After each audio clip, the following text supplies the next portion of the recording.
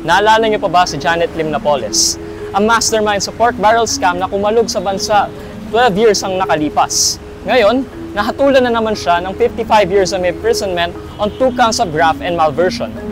Sa dami ng problema sa bansa, sa tingin mo ba dapat pa rin pag-usapan ang pork barrel scam?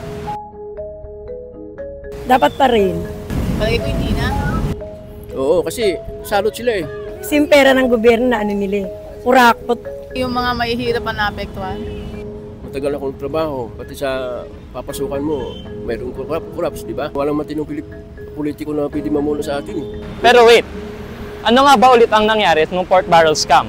At bakit kahit 2025 na ay patong-patong pa rin ang kaso ni Napoles? Let's get straight to the chase. Noong 2013, pumutok ang pork barrel scam matapos ilabas ng Commission on Audit ang report na halos 10 billion pesos ang nawala sa kaba ng bayan. Ang Priority Development Assistance Fund o PDAF na dapat sana para sa mga district projects tulad ng schools, roads, and livelihood ay napunta lang sa mga peking non-governmental organizations na konektado kay Napoles.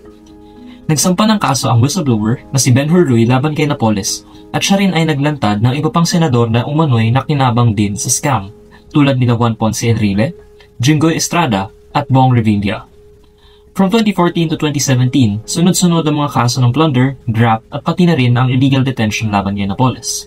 Ngayong 2025, nagkaroon siya ng 3 more convictions dahil sa misuse of PDAF. All in all, more than 150 years na ang buong sentence ni Napoles. Pero dahil sa threefold rule ng batas, hanggang 40 years lang ang maximum na pwede niyang isilbi. Ang tanong, natuto na nga ba talaga ang gobyerno mula sa pork barrel scam? This is straight to the chase, walang scam, puro facts lang.